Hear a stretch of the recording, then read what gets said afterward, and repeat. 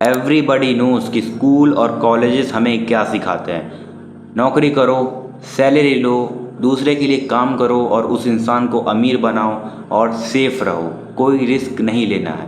But the truth is यही mentality average Indians को, average peoples को कभी भी अमीर बनने नहीं देती, ज़िंदगी भर गरीब बनाकर रखती है। बट रॉबर्ट कियोसाकी की इस rich dad poor dad book में ये क्लियरली एक्सपोज किया गया है कि कैसे ये schooling system, educational system intentionally हमें अमीर बनने से रोकती है, हमें पैसों के लिए घिस घिस कर काम करवाती है, बट स्टिल हम गरीब रह जाते हैं। और जो अमीर होते हैं वो कम मेहनत करते हैं पैसों के लिए, बट स्टिल वो अमीर होते हैं। तो आज मैं तुम्हें टोटल 5 ब्रूचुअल ट्रूथ्स इस बुक के बताने वाला हूँ, जो कि तुम्हारी लाइफ और मनी लाइफ और सक्सेस लाइफ को पूरी तरीके से चेंज करके रख देंगी। So first of all, there are 4 main highlighted real life characters are in this book. Number 1, Robert, जिन्होंने ये बुक लिखी है, जिनके ऊपर ये बुक है, और रॉबर्ट के फादर जो कि होते हैं पुअर डैड, एंड रॉबर्ट का बेस्ट फ्रेंड जिसका नाम है माइक, एंड माइक के भी फादर हैं जिनका नाम है rich dad. So before starting the lessons, it is very important to know the difference between the mindset of rich dad and poor dad. ये जानना ज़रूरी है कि रिच डैड और पुअर डैड सोचते कैसे थे। पुअर डैड किसी कॉलेज में प्रोफेसर होते हैं और वो रॉबर्ट को भी यही सीख देते हैं कि बेटा पढ़ाई लिखाई कर ले, ज़्यादा हाई सैलरी वाली जॉब कर ले और वेल सेटल्ड हो जा। बेसिकली इंडिया में जो पेरेंट्स हमें सिखाते हैं कि हाई सैलरी वाली जॉब कर ले, पढ़ाई लिखाई कर ले, शादी कर ले, बच्चे कर ले, वही वाली बात है। पुअर डैड अमीरों को हेट करते थे, मतलब कि उनका ये मानना था कि अमीरों को ज़्यादा टैक्स भरना चाहिए। जैसे इंडिया में नहीं होता, अमीर लोगों को देखते ही बोल देते हैं हराम की कमाई है, वही वाली बात है। पुअर डैड हमेशा नेगेटिव रहते हैं कि मैं पैसे नहीं कमा सकता, पैसे मेरी नहीं बने हैं, मैं पैसों में इंटरेस्ट नहीं लेता।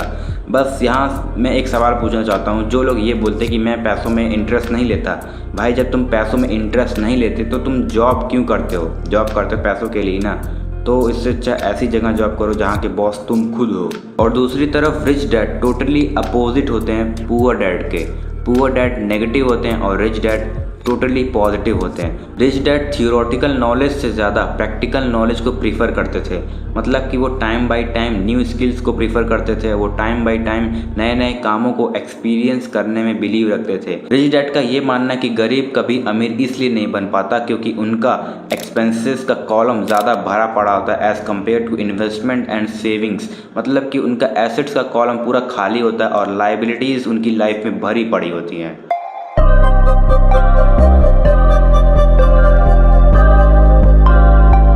What is the difference between assets and liabilities? Assets का क्लियर मीनिंग है वो सारी चीज़ें, वो सारे ऑब्जेक्ट्स जो भी तुम्हारे पास हैं, अगर वो तुम्हारे लिए इनकम जनरेट करते हैं, तुम्हारे जेब में पैसे ला कर रखते हैं, तो वो है एसेट्स। अब जैसे मान लो तुम्हारे घर की कोई ज़मीन है, लैंड है, तुमने उसे किसी को भी रेंट पर नहीं दिया, और रेंट पर ना देने के बावजूद भी उस लैंड का प्राइस 1 से 2 साल बाद बढ़ेगा ज़रूर, अकॉर्डिंग टू द मार्केट पर बढ़ेगा ज़रूर। और वहीं दूसरी तरफ है लाइबिलिटीज़। लाइबिलिटीज़ का क्लियर मीनिंग ये होता है कि कोई भी ऐसी चीज़ जो भी तुम्हारे पास है, अगर वो तुम्हारे जेब से पैसे को लेकर जा रही है तो वो लाइबिलिटीज़ है। जैसे कि तुम्हारा घर है, कार हो गया। अब घर कैसे? घर है तो घर में पेंट करवाना होगा, पीओपी करवाना होगा, कभी पानी लीक हो रहा होगा तो उसमें पैसा लगाना पड़ेगा, तुम्हारे जेब से पैसे को खर्च करना पड़ रहा है, then it is a liability. Car हो गया, कार में पेट्रोल डलवाओ, एक्सीडेंट हो गया रिपेयर करवाओ, एट्सेट्रा, तो ये भी तुम्हारे लिए एक लाइबिलिटीज़ है। बट अगर तुमने अपने कार को, अपने घर को रेंट पर दे दिया तो वो एक सोर्स ऑफ इनकम बन जाएगा। तुम्हारे घर से तुम्हें इनकम मिलेगा, रेंट मिलेगा, तुम्हारे कार से तुम्हें रेंट मिलेगा, तो वो तुम्हारे लिए एसेट्स बन जाएगा जब तुम उन दोनों चीज़ों को रेंट पर दे देते हो। इसी एसेट्स और लाइबिलिटीज़ के बीच के डिफरेंस को पुअर और मिडिल क्लास समझ नहीं पाते, जिसकी वजह से वो लाइबिलिटीज़ पर एक्सपेंस करते रहते हैं, फिर बोलते हैं कि मैं अमीर क्यों नहीं बन पा रहा हूँ। अमीरों को देखकर फिर बोलेंगे ये तो हराम की कमाई कमा रहा। तुमने ये चीज़ नोटिस खुद ही की होगी कि पुअर और मिडिल क्लास हमेशा शो ऑफ करने की कोशिश करते हैं। अच्छा खाना खाने के पैसे भले ही नहीं होंगे, पर घर में एक कार, आईफोन वगैरह होगा ही होगा, भले ही ईएमआई पर, लोन पर होगा, बट होगा।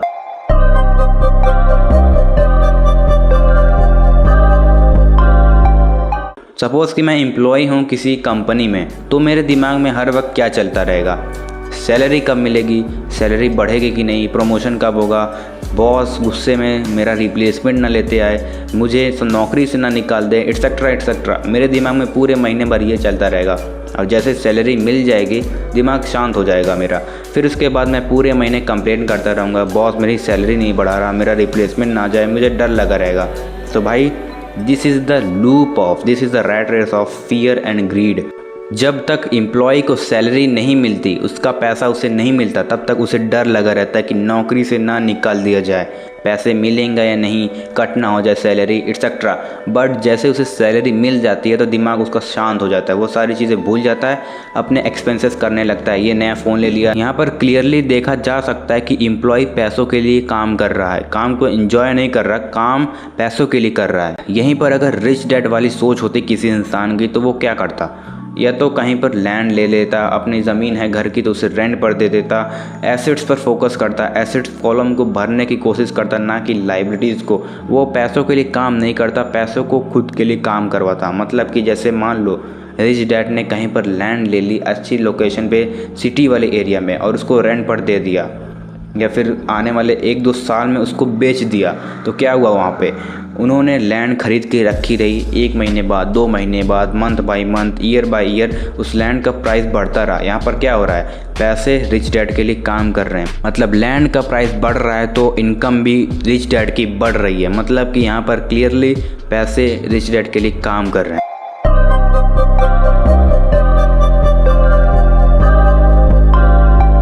पुअर और मिडिल क्लास हमेशा अपने पैसों को लिमिटिंग माइंडसेट के साथ यूज़ करते हैं। मतलब कि पैसे ख़त्म हो गए तो, पैसे डूब गए तो। बट अगर रिच माइंडसेट वाला इंसान होता, रिच डैड होते, तो उनका ये मानना है कि पैसे एक टूल है जो हमारी फाइनेंशियल फ्रीडम में हेल्प करते हैं, ना कि हमें जेल में बंद करके रखते हैं कि पैसे ख़त्म हो गए तो। एवरेज इंडियन पीपल की अगर हम बात करें, उन्हें उनकी सैलरी मिलने के बाद वो लोग लाइबिलिटीज़ लेना शुरू कर देते हैं। मतलब कि शॉपिंग करना शुरू कर दिया, ईयरबड ले लिया, सब्सक्रिप्शन खरीद लिए एट्सेट्रा। पैसे तुम्हारे दोस्त हैं या दुश्मन, ये कम्प्लीटली तुम्हारा माइंडसेट डिसाइड करता है। और इसी से रिलेटेड हमारा अगला पॉइंट है।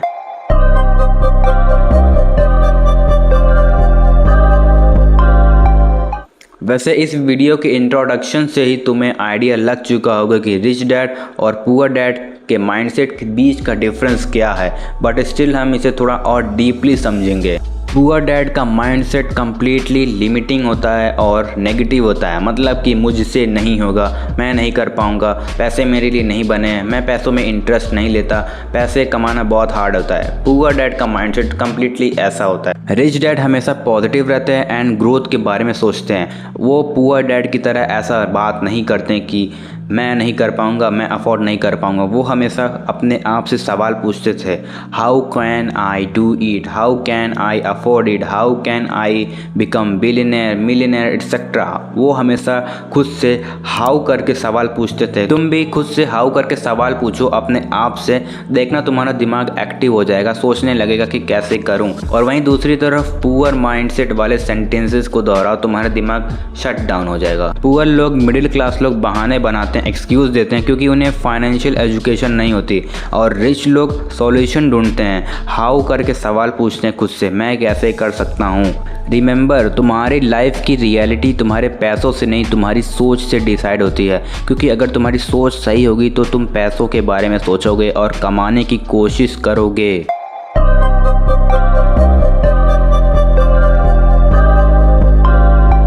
मोस्ट ऑफ द पीपल अपनी लाइफ में कंपनीज और बॉसेस के लिए काम करते रह जाते हैं, क्रेडिट कार्ड के बिल्स, लोन्स, EMI भरते रह जाते हैं, अपनी पूरी लाइफ इसी में गुजार देते हैं। और इसी को लेकर रिच डैड का ये मानना है कि अपना खुद का एसेट्स बिल्ड करो, एसेट्स का कॉलम स्ट्रॉन्ग करो, कंपनीज और सैलरीज के ऊपर डिपेंड मत रहो। ऐसी इनकम स्ट्रीम्स बनाओ जिसमें पैसे तुम्हारे लिए काम करें, ना कि तुम पैसों के लिए काम करो। कंपनी के लिए काम करो तुम, कंपनी ग्रो करे, तुम्हारी सैलरी भी ना बढ़े, बॉसेस और अमीर हो बट तुम फकीर के फकीर रह जाओ। एट लास्ट बस ये मत सोचो कि तुम कितना पैसा कमा रहे हो, अपने आप से ये सवाल भी पूछो कि तुम कितना पैसा सेव कर पाते हो, और उस सेव किए हुए पैसे को तुम कितना इन्वेस्ट करते हो, और इन्वेस्ट करने के बाद तुम कितना ग्रो करते हो।